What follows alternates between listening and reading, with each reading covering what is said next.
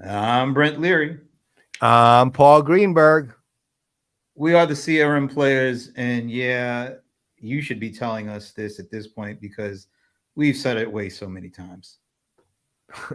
Yeah, but we've had, well, actually only a week. Never mind. I was going to say we had so much time to not do the show that we could have forgotten. But Well, last week yeah, we ran the encore presentation. Actually, it really wasn't an encore because it was just recorded, so nobody really saw it. that's right. So Yeah.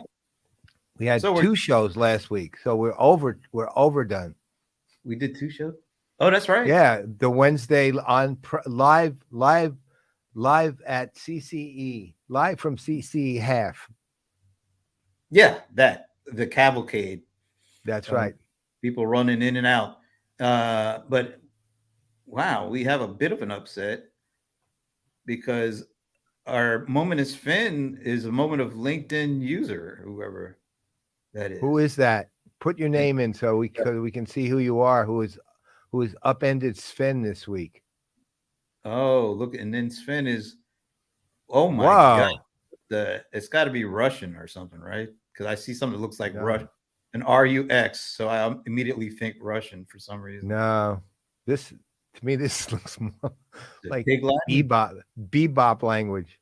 It's Skidity, it's exactly. wow. It's more like scat. It's it's in scat. It's it's doing scat. Waxe ruxaya u wada saxida. This one, wow.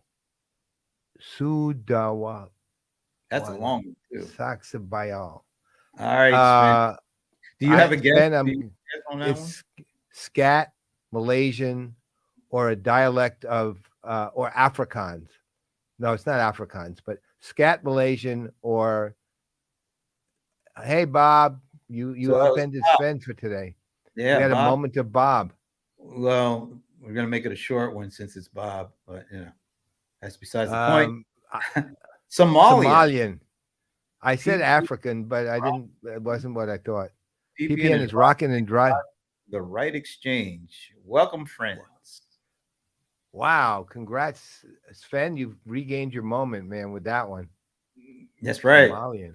And once Somalian. again, the moment is Finn is brought to you by well, nobody because we don't have any sponsor for that. But Yes, well, someday we will. Next year, you'll be seeing the moment of Sven is brought to you by a fill-in vendor who sponsored the moment.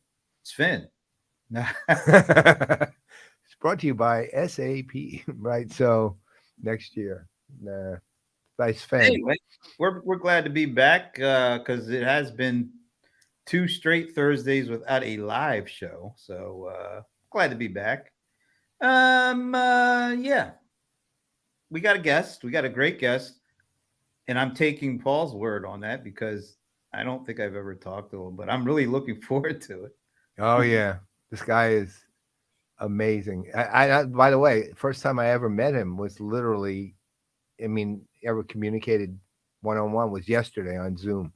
But I've been hearing about this guy for a while, and he's every bit what I heard, Look what Sven and is then some. proposing. It's Yeah, the that's moment right. is Sven trying. Well, okay, Sven. So you've gotten SAP some free advertising. The moment is Sven, brought to you by SAP, whether they want to or not. What a motto! What a tagline! SAP. Whether you better not that. Anyway, No, so before we go to our guests, something happened out at Cloud World, and luckily for me, I was able to capture that moment. We were doing our. This was actually our little. The Oracle uh, gave us a little a setup, a little stage, a little whatever you want to call that studio yep, for us to do our players show live from the exhibition floor at Cloud World. And so we get there and we were like, oh man, this is really cool. We actually have a real set and we've got like a cameraman and a sound person. And so I'm running around taking all these pictures and things and it was cool. And then I got this one picture. I got Paul to sit down at the desk that we are going to be doing the show from. And I think I caught like a bit of an impromptu as he was looking up. I caught a picture, and that is the expression, the exact expression Yeah. that I was able to capture. Now, I was really, I thought it was a really cool picture.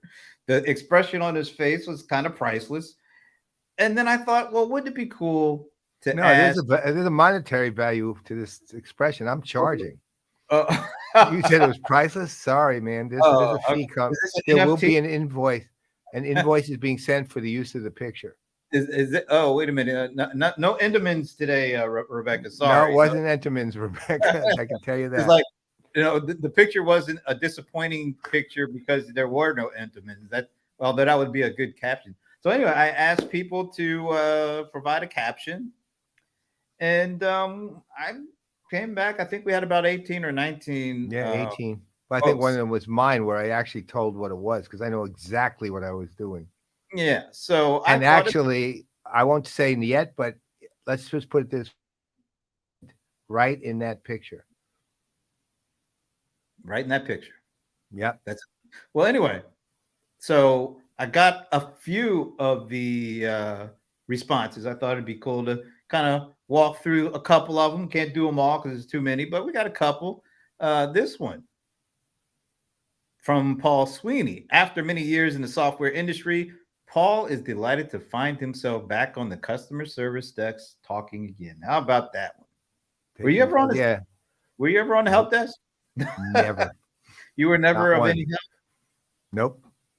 Never had any intention of being of any help either. help? Okay, well, we'll move on. Let's see what we got next.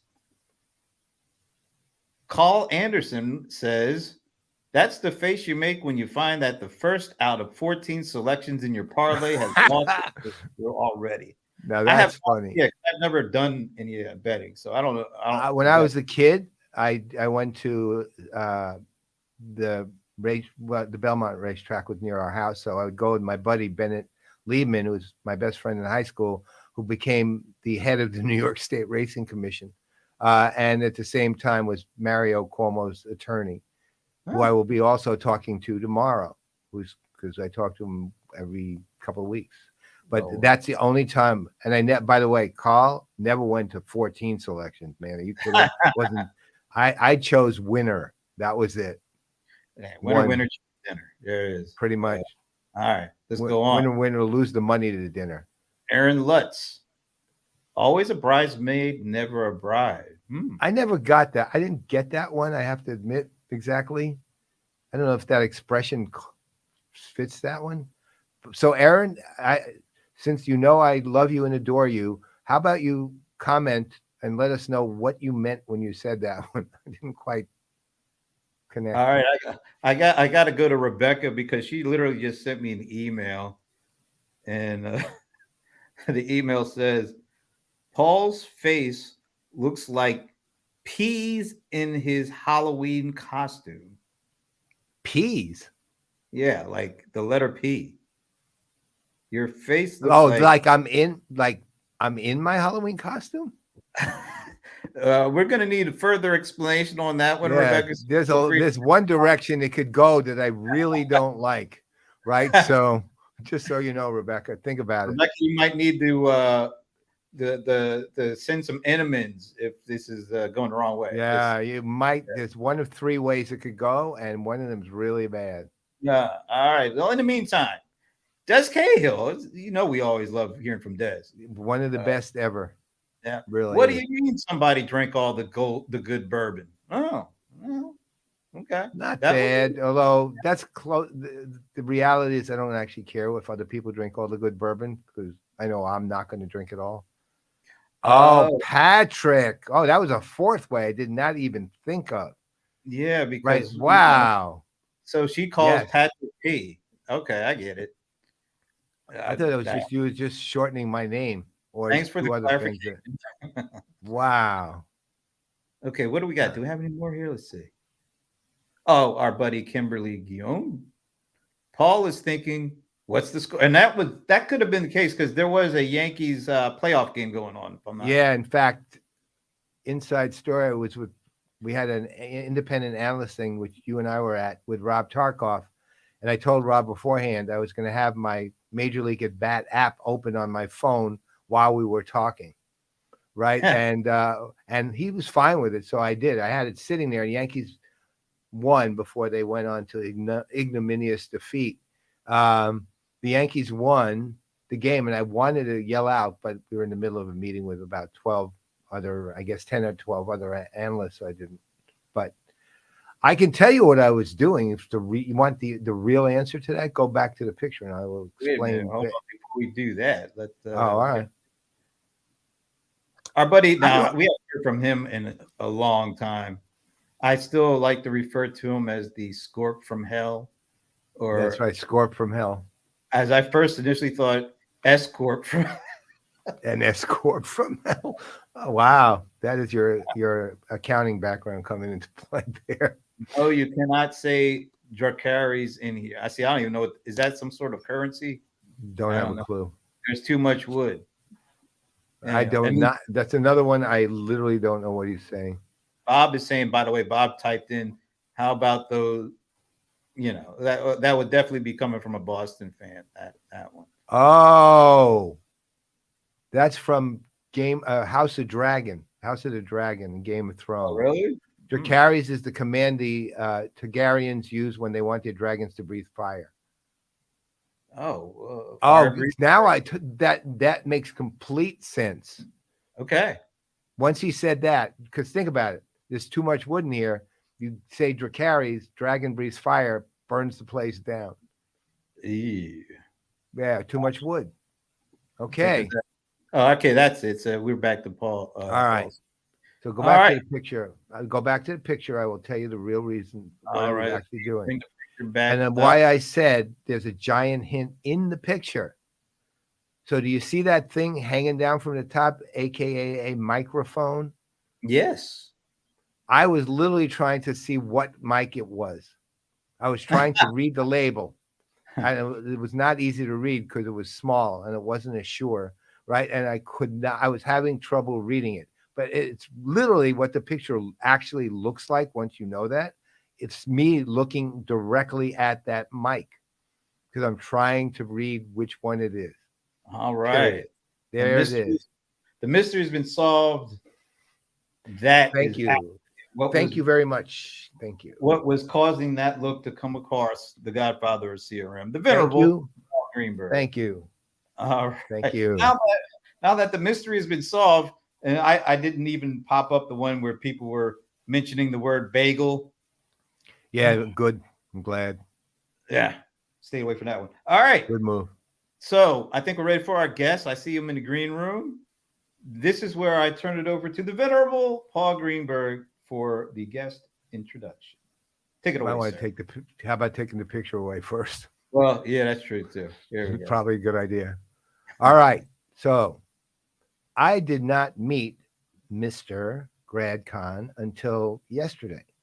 Now, that said, he is, at least in my mind, has been semi-legendary because not only have I heard his name ever since he showed up as the chief marketing officer of PROS, but I actually got my memory jogged when he was also running marketing or part of marketing at Microsoft, right? For many years. Now, what I had heard of Mr. Conn, not related to James, spelled entirely differently, in fact, was that he was an innovative thinker. He was a visionary guy. He had a great sense of humor. He knew how to shake things up when it came to marketing. He was very much a right-brained human being. He was also a super engaging person. And to find out if that was true, being a very, very, as you well know, a very good investigative reporter, I set up an hour discussion with him. Hey, Patrick, it's good to see you, man. I want to have a chat with you soon. So, as a good investigative reporter, I set up an hour discussion with him to find out if all these rumors were true. Let's just put it this way. The discussion went 2 hours. and it was only cut off because there was other things we both had to do. Other than that, it would have gone another 10. Is Right? anybody surprised by that though? I mean, really, is anybody surprised? By the way, Well, no, an investigative reporter. That was kind of interesting. I kind of like. well, here's the other side of it: is he's actually even more verbose than me. What? Are you serious? I am dead serious. The guy can. I've never ever said this about any human being because I think I can out talk anybody, and that's like a badge of honor for me. He can out talk me. Oh my God! This next Mhm. 40 minutes or so is going to be. Oh, something. I'll say you and I will say 5 words and just let this man go, and you will end up with one of the best discussions you ever had, and it will actually still feel like a discussion, right? Hey, So, before we bring him on, I do. Patrick Trips, by the way, good to see Patrick there. His comment made me think we probably should just quickly address oh, right.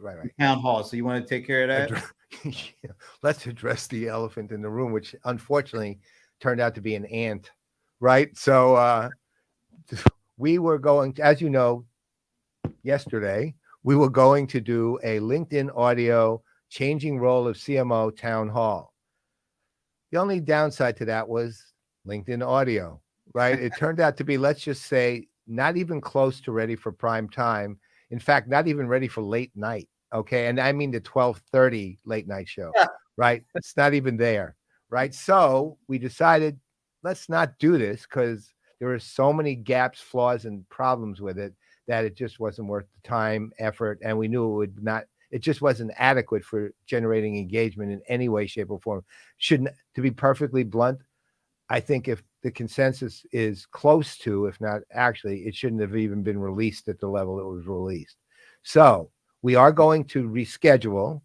We're still working out the platform. I think, if I'm correct, we're leaning to Zoom, but we're not there yet. So that's it. We'll come back to you with a probably. We're going to try to do it November 16th. Can't guarantee that 100% yet, but we're working toward that. And there you have it. So if you tried to get in yesterday, then you were better than we are because we never even sent a link. Yeah. Right. That was So a really good yeah. trip. Anyway. Yeah. All right. So getting back to our guests, is it time to bring them out? Yes, it is. All right. Welcome to the Players for the first time, actually. Yeah. Hello. Here's our man, Mr. Grad Conn. How are you, sir? I'm great. That was a super intimidating introduction, by the way. Yes, it was. Well, the good news is nothing actually does intimidate you, and that was fairly clear yesterday too. Well, so, the thing is, I just said everything I had to say yesterday. I really don't have much to say now. It's gonna be a really long 40 minutes coming up. Okay, we can just yawn. After that build up, come on. We can just yawn together. That's all. We'll all just sit here and yeah. Nice how's your day going? You're gonna just. I can already tell that he's built for engagement because he's got the Rode mic. He's got sure. MV7. Sure, he's got the SM7B, man. He's got the SM. Okay. That's the MV7. MV7. This is the podcast. Okay. Oh, that's the MV7. I was going to get in really close. Oh, look, he's getting the radio voice ready and everything. Yes, he does. Yeah. Gotta spin some tunes, kids. Sheps. Awesome. Well, I haven't had the pleasure to meet you before, so thanks for joining us today. I did a little perusal of your LinkedIn profile, and you've been a CMO many years at many different locations. And congrats on coming to PROS. So, I just one question I have in mind is, because you've been a CMO for a certain length of time at a number of different stops, how does that shape your approach to stepping into this CMO role with PROS, on top of the fact that the last 2 years have been the 2 years that we probably have never even seen before? And how does that shape things? What do you mean? Last couple of years, pretty regular, right? Yeah. It was funny. I was doing a presentation to this group of pricing professionals at the Professional Pricing Society, and a really cool group of people, very interesting set of topics, an incredibly sophisticated category, actually. And I started off the presentation with 4 slides, right? And I was like, war, pandemic, shortages, and then inflation. I'm like, how do you like the 2020s so far? They're awesome. Right? Yeah, they're cool. The Roaring 20s. Well, the 1920s were, I don't know, 1920s, we got jazz, we got speakeasies, we got flappers. What did we do wrong? Like, well, we did have prohibition. This is the worst. Political violence, conspiracy theories, like the whole thing. I was watching Meet the Press this weekend. Oh my God. Like, it's almost like we're going through some kind of like vortex, and the stuff that people are worrying about in Congress, just like for their own personal safety now, it's just out of control. So it's, we live in interesting times, that's for sure. But, I think, so your question is, how did my previous CMO roles influence this role? Would that be a good way to summarize it? Yeah. How does it shape your approach to going into pros here? Well, it's interesting. I'd say that I guess the thing that's a really kind of fortunate part of my life is that everything I've done has always been different and new. So I don't have a playbook. I have sort of models and structures, and you'll probably hear that a little bit as we talk, but I don't go in and just like start like just doing a thing a certain way. And I like the intellectual stimulation of understanding what this particular problem or what this particular opportunity represents. And PROS is a new thing for me. So I've worked as CMO of my own startup. That was super fun. I love that one. That was the best. Like, approvals were speedy. My money, my company. And it worked out okay. And I've been CMO at a startup that was focused in the loyalty space called points.com. Did that for a few years. It was a lot of fun. Very interesting challenge there of building an exchange. So it was very much heavy demand gen consumer focus. Then I worked at Microsoft and ended up being CMO for Microsoft US. That was super interesting because it was about managing multiple channels. We had an SMB program, we had a mid-channel program, we had a large enterprise program, we had a strategic partner program, we had a partner program. It was just a very, very robust set of motions that you had to manage and sort of juggle all the time. And then at Sprinkler, where we were running sort of a large enterprise sales program, and I'd known Sprinkler for a long time. So that was a really fun assignment as well. What was interesting for me about PROS, and the question I kept asking them as I went through the interview process, was, with everything that I'm learning about this company, great culture, maybe one of the best CEOs I've ever met. And I'm not the only person who says that. I mean, tons of people say this about Andres. I say it. Yeah, he's amazing. He's amazing. World-class science, tons of PhDs, really heavy science, very much a US-based team that's building everything. Incredible partnership with Microsoft, one of Azure's top customers, 4 trillion calculations a year, 4 trillion transactions a year moving through the system. Like, with all the stuff that we do, and we're a reasonable sized company, we're a public company, you can look up the numbers, but like around 300 million in revenue. My question to the company is, why aren't we 3 billion in revenue? Right? Like, why isn't it much, much larger? And so the problem I think that I'm sort of trying to solve here is that I think that the company has almost over niched itself into a specific area and has a promise and benefit that could benefit so many more companies, but they don't hear about it, or they can't hear it, because if you say pricing, people are like, we don't have a pricing department, or pricing's like those folks down there. And so what I've always been fascinated is I've been fascinated by this category creation motion. And, think bigger has kind of been part of it. Amp it up, the whole Frank Slootman motion. And more. Yeah, like the ServiceNow motion, the Snowflake motion. Like, if you read Frank's history, it's kind of like, and then they went in and expanded the addressable market, right? And I loved what Qualtrics did. Qualtrics was a survey company, sort of stuck in the same zone as Medallia and SurveyMonkey, and they redefined themselves around customer experience, kind of own customer experience. Their tech wasn't that different between the day before they said they were a CX company and the day after they said they were a CX company, but the way that people viewed them was very different. And since then, the tech has sort of kind of followed that vision. And so I thought there was a really interesting Qualtrics style motion here to bring what is amazing technology to a lot more companies. And so what we're doing is we're redefining ourselves from being a pricing company to being a profit optimization company.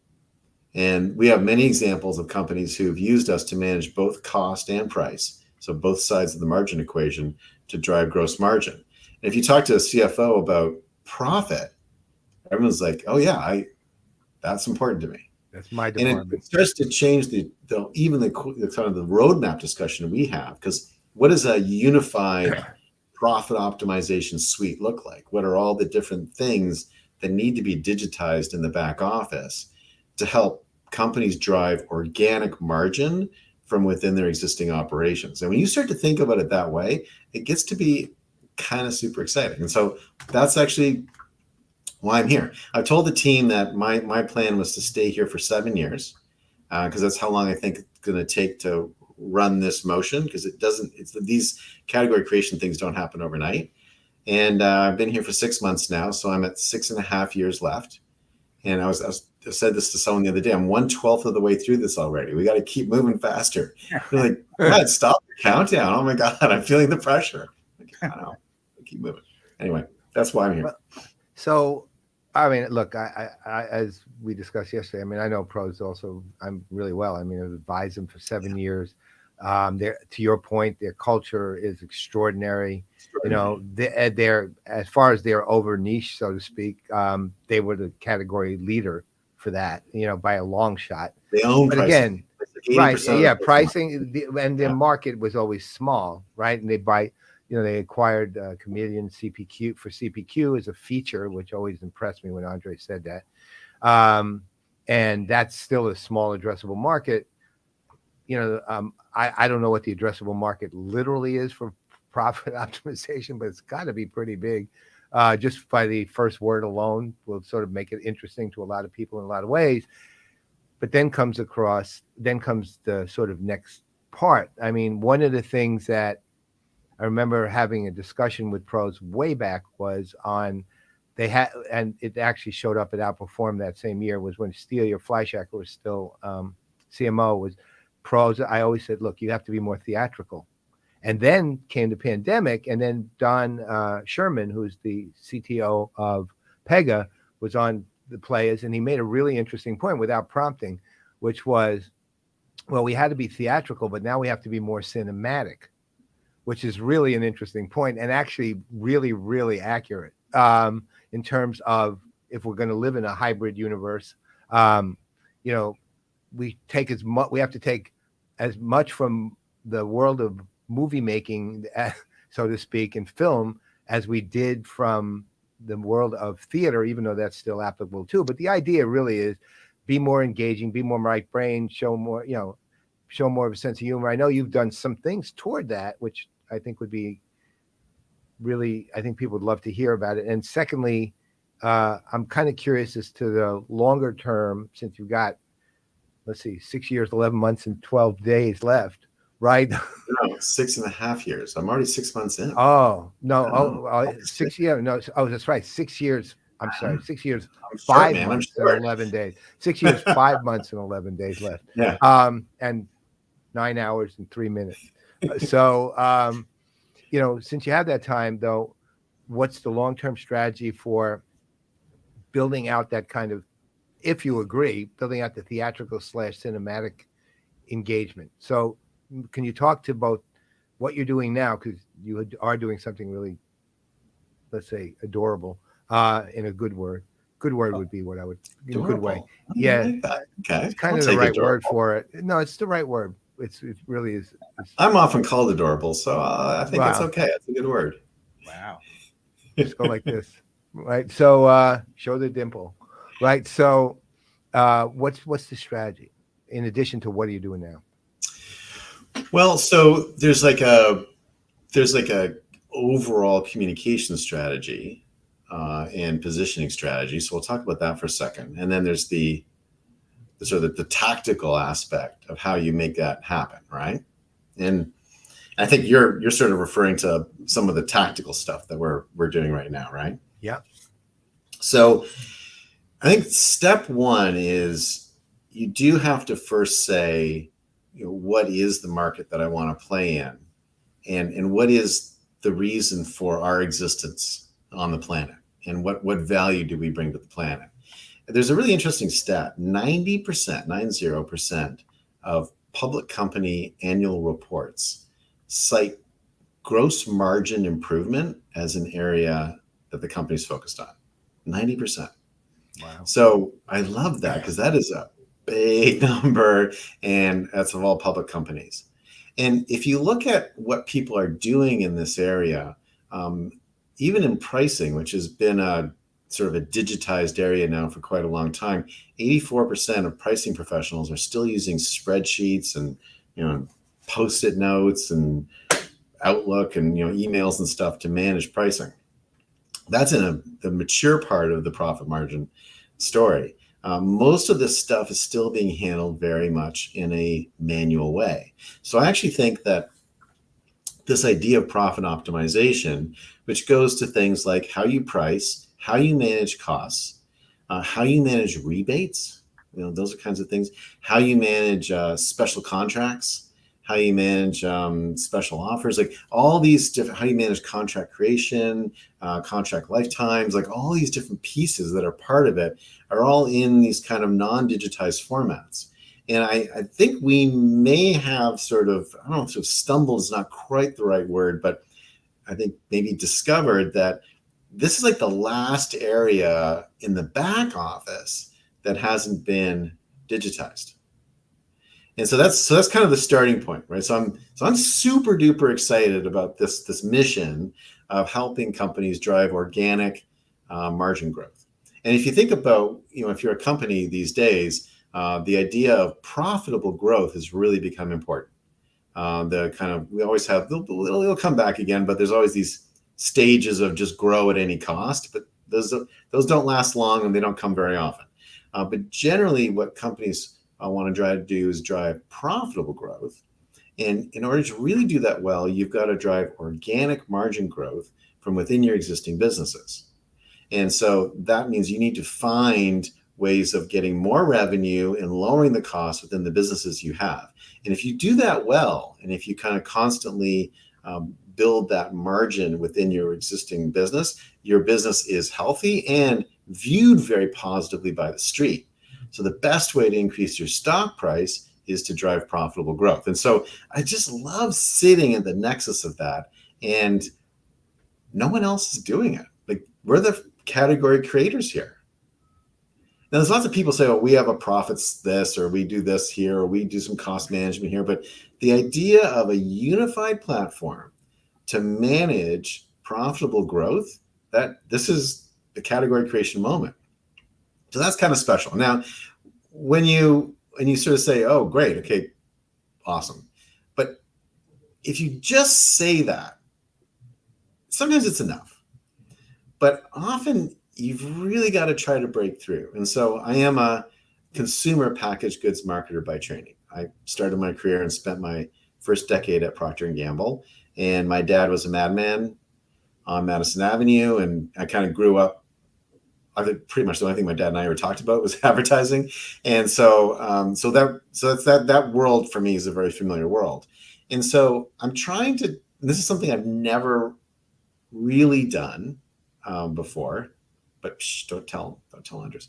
But I'm trying.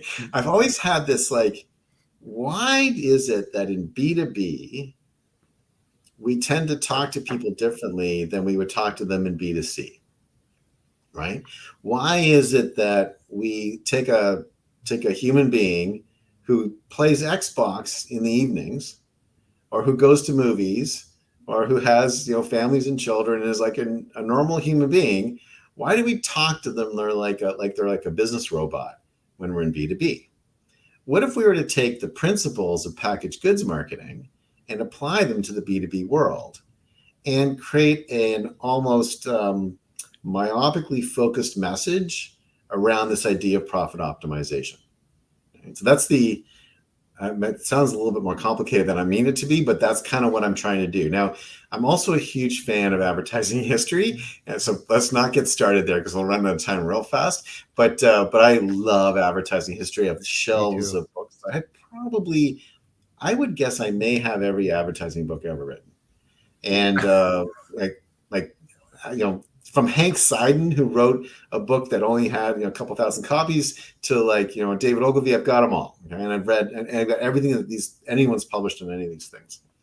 Bill Bernbach famously had a book that he was writing for years and years and years, and he had speeches, and he would kind of basically preview the book in these speeches. And he was famous for these incredible speeches. And people are like, this is going to be the greatest book on advertising ever written. And then he died. Oh, no. Yeah. And his widow and one of his creative partners wrote the book and released that book. And they made a couple hundred copies. I have one of those. So I got a lot of this stuff. And I have because of B2B's immaturity in the advertising space, I have sort of a second theory, which is I don't need to be exactly where packaged goods is today. In fact, it's probably maybe useful to go a tiny bit back in history and borrow some of the techniques of kind of classic packaged goods marketing. So things like continuing characters, right? And then, obviously there's going to have to be some modern twist to it, but continuing characters are something that you don't see as much in a lot of packaged goods marketing. You see it in some things like Flow, and there's the progressive folks do it. Geico's got it. Like there's some of that stuff going on. First two that always come to mind. Yeah, but Charlie's Star-Kissed Tuna thing, that stuff's not as common as it used to be, right? But it's very uncommon in B2B. So we decided to create a continuing character, and so it didn't kind of come whole cloth. Like we kind of had to feel our way into it a little bit, but we ended up creating something called the Profit Intelligence Agency, the PIA, and we've created the PIA as this alter ego to PROS. So the PROS brand character is sort of a friendly, nerdy quality. It's the person you want to have come over to help you with your homework. That's kind of how you think about PROS. And the PIA is, you ever seen Life on Mars? Great TV show. Yeah, my God, yeah. Yeah, right. There's a British version of it, which is much better than the American version. But Life on Mars had this, the character is a cop, hit his head, wakes up in the 1970s and has to make his way in a 1970s world. And so I think Life on Mars meets Life on Mars meets this group of people whose one goal in life is to find people who are really making a lot of money, like a lot of profit, and try to understand how they're doing it. And what they've figured out is that there's this company called PROS that is somehow at the center of these really successful profit-making enterprises, and they want to crack the code on how PROS is doing it. And so we've had one video where they interrogate myself and one of my teammates. We have another one which is a little bit more brand character development, where they're trying to figure out the story behind it. We've got some very cool stuff coming up very soon, and it also sort of solves another problem I have, which I'll get to in a second. But it creates this kind of fun sort of alter ego piece. And I don't want to say anything negative about competitors as PROS voice, because it just wouldn't be right. That sort of friendly nerd who helps with your computer homework won't say bad things about people, but the PIA can.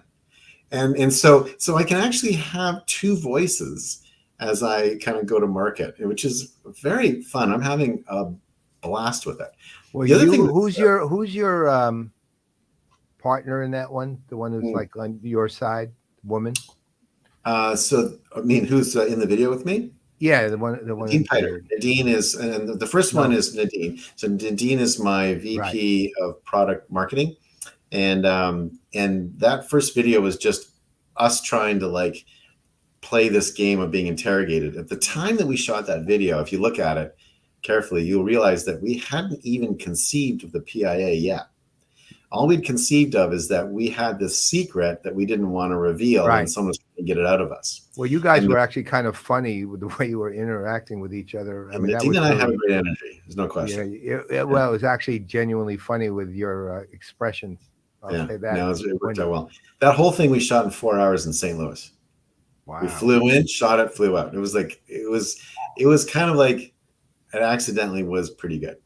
The second video, which is the same actor that interviewed us or interrogated us, but he never appeared on camera.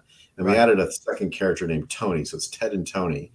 That one kind of digs into more what the PIA is. And then that one, Tiffany Robertson, who leads my SDR team, is in that with me. And I probably won't be in all of them, but just right now, while it's still young and you got to keep the shoots kind of fresh, I'm trying to sort of kind of shepherd it a little bit. But over time, I'm going to have like almost everyone in the company run through one of these videos. So that'll be fun. But there's this really super duper duper tactical thing that I think actually is sort of the genesis of how we got there. And my coaching, I was talking to someone who was a little bit younger the other day. My coaching is sometimes like you don't have to have the whole idea. Sometimes like just start somewhere, and sometimes the ideas emerge. And the idea the problem we had is that we have a lot of customers who don't want us to use their name. Like we can't say that XYZ company uses us because we're viewed as such a competitive advantage. They don't want their competitors to know that they're using us because they don't want their competitors to use us. It's quite an interesting challenge. I've never actually run into such a significant issue. And we generally are delivering 200 to 500 basis point improvements in margin. And the product typically pays out within 6 months, always less than a year. There are customers who have installed PROS and pay the investment out in 2 weeks. Wow. And it's just basically free from there on, right? And so I found out about this problem. I was like, initially everyone's like, we got to figure out how to convince them to sort of let us talk about them. I'm like, I don't think that's going to happen, because like I know what happens when someone says they don't want their logo used. They don't want their logo used. Yeah. So I decided to lean into it and say, hey, we're so good, so powerful, that we're like a best kept secret. No one wants to talk about us because we're such a competitive advantage. And so I built this sort of idea of best kept secret around that. And that's what Nadine and I are getting interrogated about. And that's essentially what that first video is. Yeah. And then after that video was shot and it sort of turned out pretty well, we started asking questions like, well, who is interrogating us? Like, who was that, right? And maybe it's an agency. And it took a while to get to PIA and all that kind of stuff. I will say that I should, before we get too far into this, the agency we're working with is Scorch. And, people in the B2B space who've been like in content marketing for a while know Scorch really well. They did all the original Marketo definitive guides. They do all the LinkedIn stuff. They're kind of one of the leaders and originators of content marketing in the B2B space. And they're based in St. Louis. Chris Bueller is the CEO there. And Chris and I go way back. I had found him and hired him when I was at Microsoft. And so I kind of tapped Chris on the shoulder when I started and said, hey, could we do something together? So the combo of kind of me bringing some sort of this theory stuff and just searching my way into it, and Chris and his like sort of unbridled creativity has been a really good combo, and it's a great partnership. So that's kind of how we got here. I actually wrote a Marketo definitive guide years Did you ago. really? Yes, Okay, I but was I on. It use was those to on. teach my team how to do marketing automation. They're Well, great. I mean, I knew Phil Fernandez. It was back in those days, and I knew I wrote. The Eloqua used to write their own versions of that too, and I did Right. one or two of those too. But back in the day, that was Those I are days hadn't even gated thought content. of. I don't even gate stuff anymore. I mean, I think gating is ridiculous now. Yeah. But I mean, I introduced that, brought it out, loaded it in, and now I don't believe in it anymore because people will not put their name down anymore, and so Right. just putting gates up is a way of making I sure was a people don't. Maoist. I don't believe that anymore either. So Yeah, well, I think you have to be like only Martin Luther could sort of put the proclamation on the door of the church, right? I think you have to have gone to church to be able to like reject it, right? You can't just like you have to practice it before you can say it's wrong. I have to say, I appreciate the history lesson that's taking place right now as we go through this. We went to Martin Luther. Are we going to get back to like Saint Augustine, or are we going to I go hope back? so. You know, He was your last name without the two N's. That was saying Augustine, former Khan, right? wow. So it's true. What can I say? A reformed convict, Saint Hey, Augustine. just a quick question. It feels like we had this conversation with our buddy Anand Tucker um, about how it feels like the role of marketing they're being called on to do more than ever before, not just to manage advertising spend, but be a part of the revenue kind of discussion and the growth kind of discussion. Are you seeing that? Do you feel like you're looked upon differently today as a CMO than you were a few years ago? So I agree that the idea of a revenue marketer, that trend is a real thing. I've always considered myself a revenue marketer, and I'll tell you why in a second. I basically measure my output by one metric, which is pipeline and closed won. So I don't care how many TQLs I generate or AQLs or MQLs or all the other L's and Q's and M's. We'll look at some of those internal metrics, but at the end of the day, I think where you get in trouble in marketing is when you sort of declare victory on an internal metric like MQL that doesn't convert. And so, our job is to help sales become successful and effective. So I think if you do that and you get that sort of mindset, it keeps life pretty simple.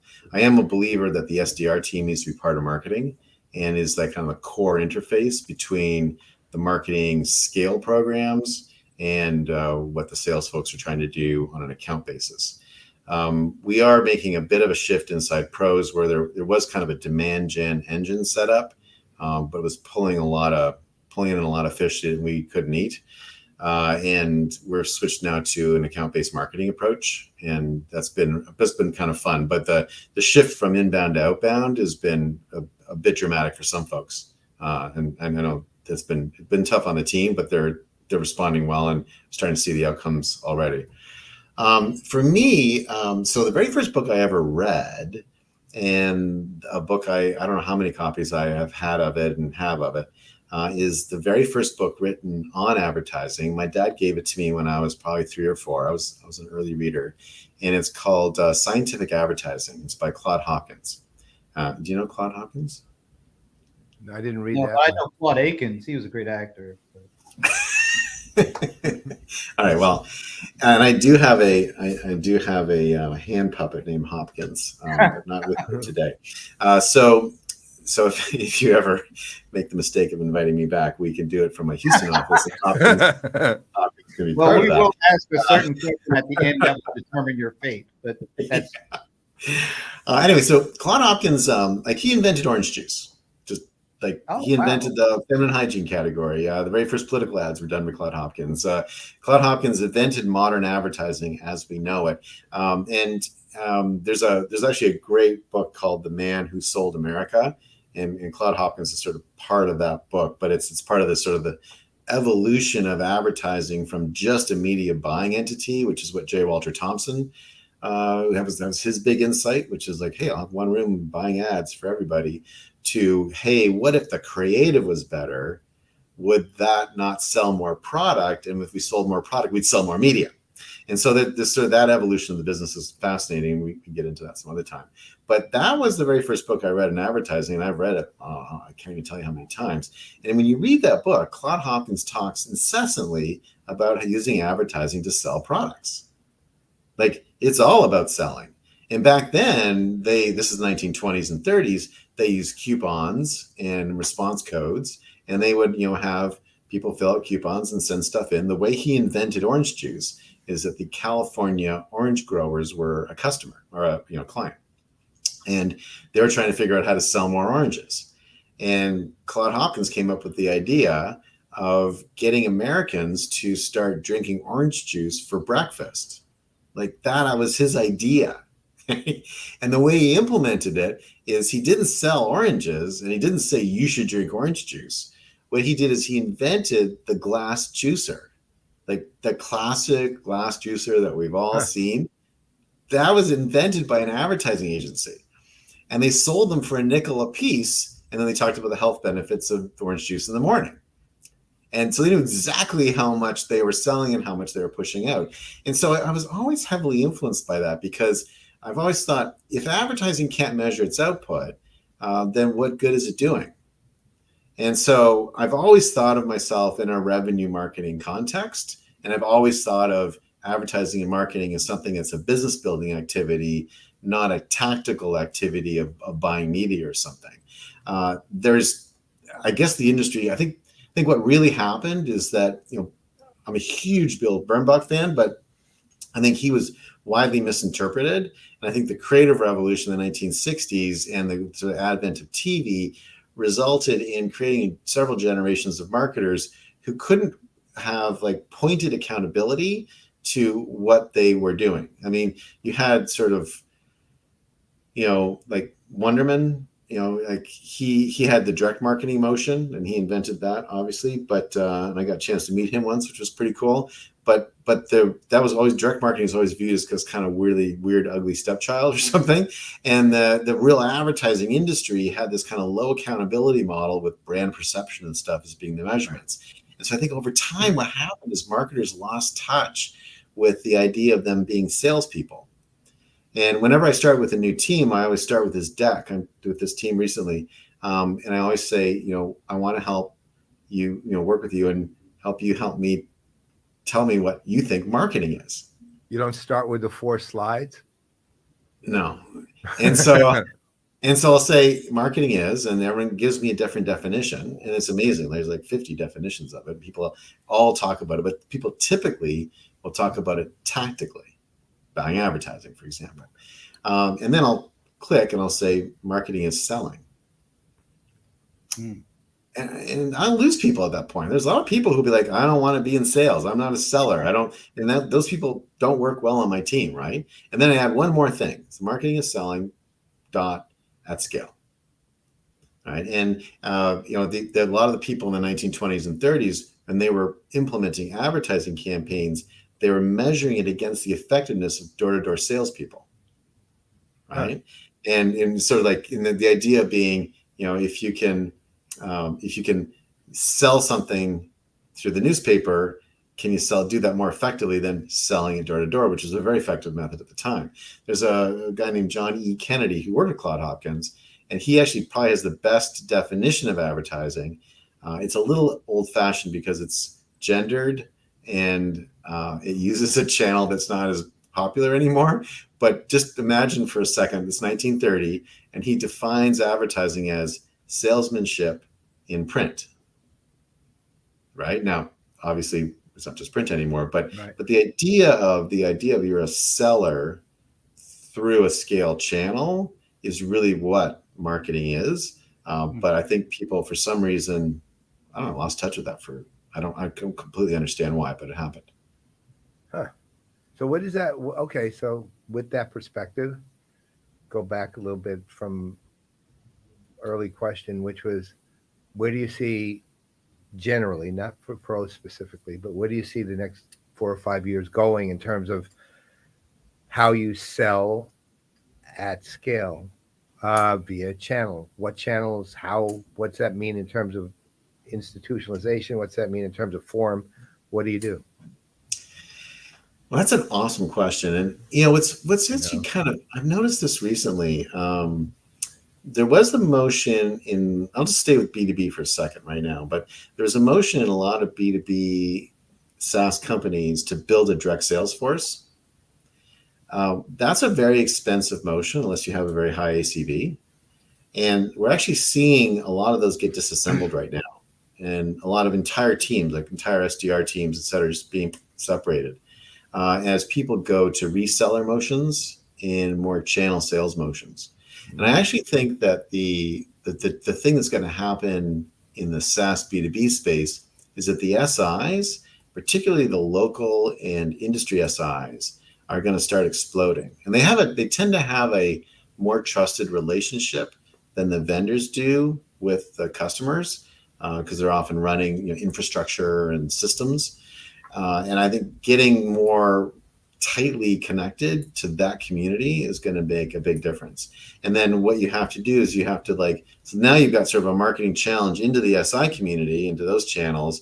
And then you still have to have sort of the vendor awareness challenge into the customers themselves. And how people are going to be playing that game will be really interesting. I think very difficult. What's the format going to look like, or the formats? Format of this new, let's say, use of channel/media. For example, Jason Wong, who's the analyst at Gartner, has this concept which is called multi-experience. Now, they also have a concept of total experience with Gartner, which I think is more like blah, blah, blah. But multi-experience has legs. And he's basically saying, look, the way people are going to be engaging along their journeys is not channel, it's modality, right? Which includes channels among its things. It's not omni-channel, but it's multimodal, right? And that goes to a whole other level. This goes to conversational AI. It goes to, it goes to touch. It goes to the senses, really, in addition to voice and so on. And on the one hand, and on the other hand, obviously we see the millennial shift now, because millennials are going to be running the world. Well, sort of beginning to run it now, and certainly in business, they're already. Well, I hope they do, because everyone else is going to die, so someone's going to run it. well, thanks a lot. Well, I mean, that's sort of the way it works. I don't want to burst your bubble or anything, but it's not happens. Well, then I'm retiring right now to enjoy my life. I'll see you guys later. right. So given that though, and you maybe have 3-4 years before it's just pretty much a done deal for millennials running the world, so to speak. How and they consume differently, right? So how do you deal with that? Yeah, right. Well, that's an awesome question. And I will say that there's a great Bill Gates quote, which is, we always tend to overestimate the amount of change that's going to occur in 2 years. And we always tend to underestimate the amount of change that occurs in a decade. And so I do think we're probably in a decade-long sort of transition. But the way I've heard it, Paul, and tell me if you agree with this, this is something I'm kind of playing with right now from a tactical ad campaign standpoint, is that there is this trend called the consumerization of B2B. Yeah, it's been around for a while. I'm sure you've heard that, right? Okay. And what we're seeing is kind of part of that is that if you think about how people buy today, like just basic items like pens and toilet paper and toys and stuff like that, people are self-serving. They go to a marketplace or they go to Amazon or something like that. They buy on their own. They don't need a salesperson. They're not necessarily going into physical stores, or if they do go into physical stores, they're often doing it as a way of sample shopping. Like, I want to see what it looks like in person. I want to understand how it feels, etc. And then I may go buy it online anyway. So self-serve has become something that we're getting pretty comfortable with in the consumer world. It's not 100%, but it's I think an inevitability. In B2B, it's not really that close to even a minor percentage. And what's fascinating to me is that, why is B2B not as self-serve as B2C? And so I think you're gonna see that change occur. And I do think that the whole reseller and sort of channel motion will actually force, and I don't mean it in a bad way, kind of like forcing function, will force companies to make the products easier to self-serve and easier to buy, because essentially a third party is selling it and integrating it and making it happen. And I do think you're going to see, and you'll see this already, like the B2B buyer journey is very rarely to the website. Right. There's a great Gartner stat, and I think it's 64% of all first-time visitors to your B2B website, first-time visitors to your B2B website, have already decided to buy the product, to buy it, right? Yep. And so what's going on there? Well, they've gone to Gartner, they've gone to Forrester, they've gone to Constellation, they've gone to G2 Crowd, they've gone to Capterra, they've gone to all these different sites that exist out there, and all these third-party review sites to sort of make their decisions, understand the category, understand who the leaders are, understand who the players are, and then they kind of come to sort of get in contact with somebody, get someone in sales to call them, right? Which is so funny, because a lot of B2B websites, it's actually kind of hard to figure out how to actually get in contact with sales. And that's generally speaking the most important thing that people go to the site for. And so that, I think that's a good sign that we're moving down that path. But what happens right now is that people have got a buying journey which is outside of the company's bubble. Then they intersect with the company, and then they get forced into this sort of direct sales, personal phone call, face-to-face model, which doesn't allow them to self-serve, makes it more complicated, makes it more difficult, is an expensive motion anyway. And I think B2B companies are going to have to think about, hey, people are coming to me on their own, not because of my website. I've got to make sure that I'm easy to buy, purchase, install, and work with. And that's the probably decade-long journey we're on right now. Okay. Thank you. Wow. It's already a little past the top of the hour. It's been such a great conversation. I had a comment come in from one of our listeners / buddies. He asked a question. Oh God, I almost don't want to ask this. He says, since you are, a CMO and your name is Grad, do the people that work under you, are they called undergrads? Wow, I've never heard that before. That's very funny. I think that actually is really good. I would never, ever in a billion years ever want that to ever happen, because I hate that. I mean, I always sit on my team's floor. I reasonably unassuming office. When I ran my own companies, I always sat next to the photocopier out in the hallways. The idea, but I will say a funny thing that people do with my name, and my Grad is actually my full name. It's not short for anything. It's my mother's maiden name. And my parents they weren't hippies, but they were pretty progressive, and they kind of wanted, it's also my middle name. And their initial idea was to kind of have like double-barreled names for all the kids. So we're all going to have the middle name Grad, and then my father's maiden name was Conn, and so it was everyone became a form of double-barreled name, and I got this first name, which I hate. And so, but in the end, the first name is so ridiculous that they ended up calling me Grad, and the whole plan broke down. But the one thing that you can probably gather from the way I talk is that I do enjoy history and advertising history and stuff.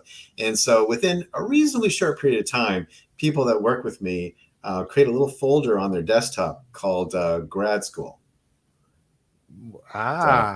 See, that's the thing. And those never heard those undergrad, but I definitely grad school. Those are the ones you mentor are grad students. Yeah. But you know what? I'm glad you liked the joke. But because the person didn't have the courage to put it in the public comment section, I'm not saying who it's from. All right. There it is. Okay. You should have just come out and said it. I'm not going to say it, but it's pretty. I had a guess who I thought it was from, but it's not something. In retrospect, I think the one I guessed would have been able to ask. Wouldn't have occurred to him. Well, if he wants to take credit in the comment section, let him do it. But I'm not shouting you out because you didn't have the courage to do it. All right. Great conversation. One last question. And as I kind of alluded to before, as great as this conversation has been, the wrong answer here, we will never talk to you again. Not to put any pressure on you or anything, but that's just the way it is. So do you have a favorite NFL team? A favorite NFL team? Yes. Uh, yes. I mean, I'm going to caveat this a little carefully, though, because I am Canadian, as you can probably hear. And so I'm a lifelong Toronto Maple Leafs fan, which is, Right. path Hockey. of sorrow and misery that it really shouldn't. It's not fair. It's not right. It's not right.